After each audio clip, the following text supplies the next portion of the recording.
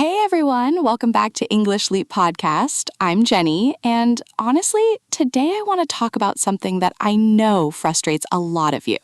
And I'm Brian. Yeah, Jenny was telling me about this before we hit record, and man, it's such a common issue that we hear about all the time. Right? Like people message us saying, I study English every single day. I know thousands of words. My grammar is actually pretty good, but when I talk to native speakers, they're like, sorry, can you repeat that? I don't understand. And it's so frustrating, right? Because you're thinking, but I spoke correctly. I pronounced the words. What's going on? Like, there's this moment of confusion where the learner is like, did I mess up?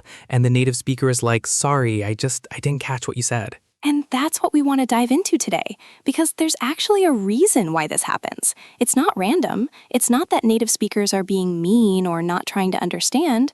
There are actual specific reasons why native speakers might struggle to understand you. And the interesting part is, once you understand these reasons, you can actually fix them. Like, we're not here to tell you, oh, you're hopeless, native speakers will never understand you. No. We're here to explain why this happens and then show you how to change it. Because honestly, once you understand how native speakers' brains actually process English, everything changes. You'll understand what we're listening for, you'll understand what we need to hear, and you'll adjust your English accordingly. So let's get into it. Let's talk about the real reasons why native speakers can't understand you and how to fix it. Okay, so the first thing I want to address is this common misconception. A lot of learners think if I pronounce every word clearly and correctly, native speakers will understand me, right? Right, yeah. Like if you just nail the pronunciation of every single word, you're good. But that's actually not how our brains work. Native speakers don't listen to English word by word. We listen to it in chunks, in phrases, in patterns. We listen for rhythm and flow and melody. What do you mean by rhythm and melody? So like imagine you're listening to a song in a language you don't speak, right? You don't understand the words, but you can hear the rhythm. You can hear the music of it. It has a certain flow. Oh, I see. So English has its own rhythm? Exactly. English has its own rhythm and melody. Native speakers, our brains are so attuned to that rhythm. We expect to hear English a certain way. We expect certain words to be stressed. We expect certain words to flow together. Oh, so if a learner is speaking English but the rhythm is completely different, it's harder for native speakers to process it. Yes, even if every individual word is pronounced perfectly, because your brain is expecting to hear, I'm going to go to the store, but the learner is saying, I, pause, am, pause, going, pause, to, pause, store. Every word emphasized equally. Oh, wow. Yeah, I've definitely experienced that, where a learner says something and grammatically it's perfect, pronunciation is good, but something feels off, and I have to think about what they said instead of just understanding it immediately. Exactly. And that having to think about it is the problem. Native speakers don't want to have to think. We want to understand instantly. We want the English to sound natural, so our brain can process it automatically. So what does the learner need to do to fix this? Listen to native speakers and absorb the rhythm. Not just listen for understanding, but listen for how we speak, the rhythm, the stress patterns, the flow, and then try to mimic that in your own speech. Okay, so we talked about rhythm, but here's something else I've noticed with learners. A lot of times they speak too slowly. Oh yes, this is huge. Learners speak slowly and carefully, word by word, trying to get everything right. And the thing is, when someone speaks that slowly, my brain is waiting for something bad to happen. Like, I'm on high alert. I'm thinking, oh, this person is going to say something really important or really difficult. Right, because in English, when a native speaker speaks slowly, it usually means they're about to say something really serious or really complicated, or they're thinking really hard about what they want to say next. So when a learner speaks slowly and carefully, it creates this weird expectation in my brain. It's like, why are you speaking so slowly? What's going on? And it's harder to process the words naturally. Whereas when a native speaker speaks, we have a natural pace. We're not thinking about every word, we're just speaking. And yes, sometimes we pause to think of a word, but mostly we're flowing. But here's my question. Doesn't speaking slowly help native speakers understand? Like, if someone speaks slowly, isn't it easier to understand? This is the interesting part.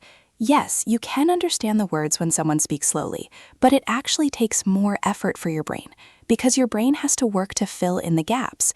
When someone speaks at a natural pace, even if there are some words you don't catch, your brain can use context to figure out what they mean. Oh, wow. So slow speech actually requires more listening effort, not less? Exactly. It's counterintuitive, but it's true.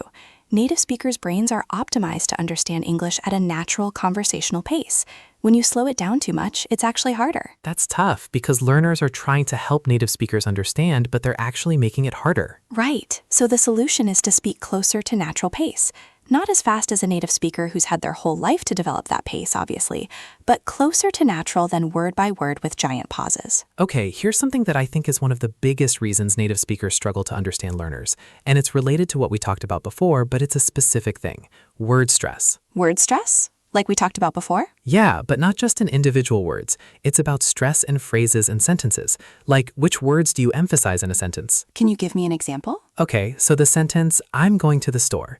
In English, we would naturally emphasize certain words, like I'm going to the store, or I'm going to the store, or I'm going to the store, depending on what we mean. Right. Like, I'm going to the store means that's where I'm going. I'm going to the store means me, not someone else.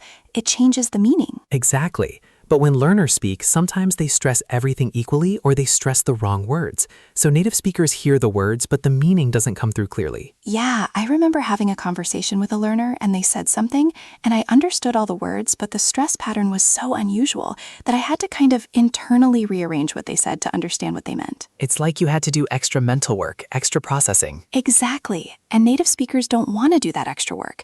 We want the stress pattern to be natural so we can understand instantly. So the stress pattern is actually a big part of comprehension, not just of pronunciation. Absolutely. Your stress and intonation carry a lot of meaning in English. When learners don't stress correctly, it changes how we interpret what you're saying. So what can learners do to improve this? Listen to native speakers and pay attention to which words are stressed. Then practice stressing the same words when you speak. And record yourself and listen back.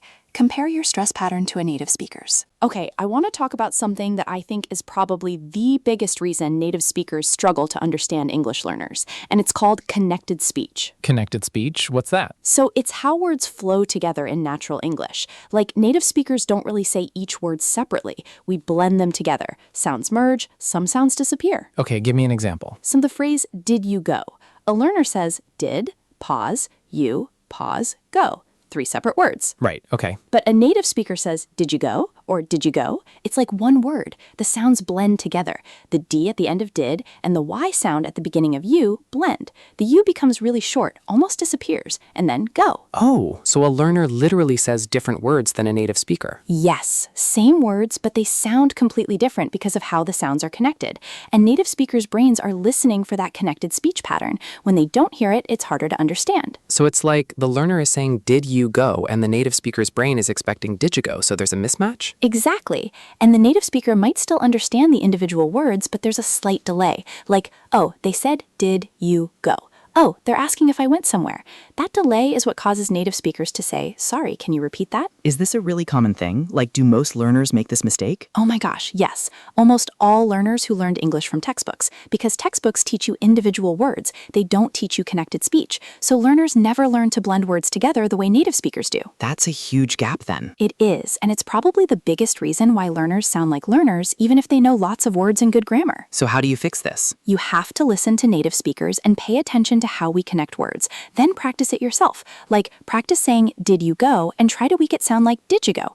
Get comfortable with blended speech, because that's how native speakers actually talk. Here's something I've been thinking about. Accent. Like, native speakers have accents too, right? Different accents. Right. Like, there's a Southern accent, a New York accent, a British accent, Australian accent, all different. So here's the thing. Native speakers are really good at understanding other native speakers' accents because we grow up hearing lots of different accents. Our brains are flexible. But a learner accent is different. It's not an accent we've heard much before unless we've been exposed to English learners. So our brains have to work harder to process it. Yeah, like I can understand a Scottish accent even though I don't speak Scottish. But a learner accent, if it's really different from anything I've heard, my brain has to adjust and work harder. And that extra work means we might not understand you as clearly on the first try. We might ask you to repeat, not because you said something wrong, but because our brain needs a moment to adjust to the accent. That's hard because learners often think they did something wrong. Right, but it's not about right or wrong. It's just about familiarity. familiarity. The more a native speaker is exposed to English learners, the better they get at understanding different learner accents. Okay, here's something that's kind of interesting.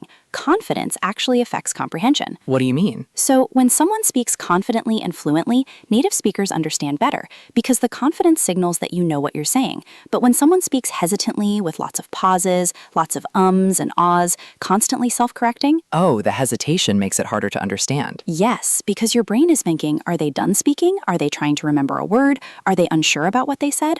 All these questions create comprehension difficulty. Yeah, I've definitely noticed that. When a learner starts speaking confidently, I'm like, okay, follow along. But when they're hesitant, I'm more on guard, waiting to see if they mess up. Exactly. So part of being understood is about projecting confidence. Even if you don't feel confident, if you speak as though you are, native speakers will understand you better. But isn't that hard? Like, learners are already nervous. Yeah, it is hard. But the trick is, you don't have to be confident. You just have to sound confident. Speak smoothly without too many pauses. Own what you're saying. Don't constantly apologize for your English. Okay, so we've talked about rhythm, stress, connected speech, accent familiarity, and confidence. That's a lot of factors that affect whether native speakers can understand you. Right, and they all work together. It's not just one thing, it's all these elements combined. So if a learner wanted to improve their comprehensibility, where would they start? I think the first thing is to listen. Really listen to native speakers, not just for understanding the words, but for how we speak. The rhythm, the stress, the flow, the speed, the confidence. And then practice imitating, not copying exactly, but trying to match the rhythm and stress and flow. And record yourself.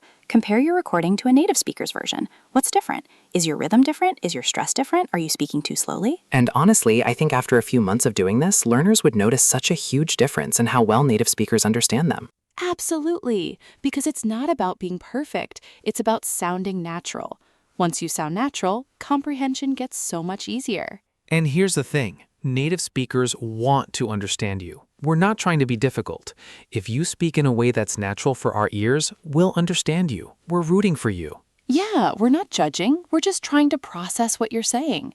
And the more you sound like natural English, the easier it is for our brains to do that. You know, I want to share a story about a student I worked with. His name was Marco, and he was from Brazil. Tell me about Marco. So Marco had been studying English for years. He knew so much vocabulary. His grammar was nearly perfect.